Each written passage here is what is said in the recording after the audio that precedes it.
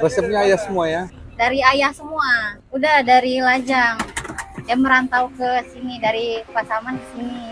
Ha, gitu ceritanya. Dan sekarang kakak beradik ini aja yang melanjutkan usahanya. Mie rebus ini salah satu kuliner yang cocoknya tuh dimakan malam hari. Mie kuning dan toge dicelur, terus disiram pakai kuah kental yang manis dan gurih. Ditambah kuah sate kacang. Nah, di warung ini ada satu tambahan yang gak ada di warung lain. Ini namanya telur muda. Ini telur ayam yang gak ada cangkangnya. Terus aku pakein juga sate ayam. Kalau ke Medan udah paling pas malam-malam makan mie rebus komplit kayak gini. Kita tes sate ayamnya. Telur mudanya. Tapi kurang pedes kayaknya. Kenapa bang? Kurang pedes bang. Pakai ini aja bang. Apa nih bang? Bun cabai. Bun cabai. Level 30 dikasih bang ini.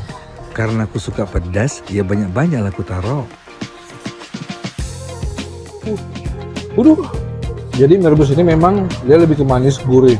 Makanya kalau mau pedes pakai bun cabai, cocok lagi. Gak merubah rasa, gak merubah aroma rempah.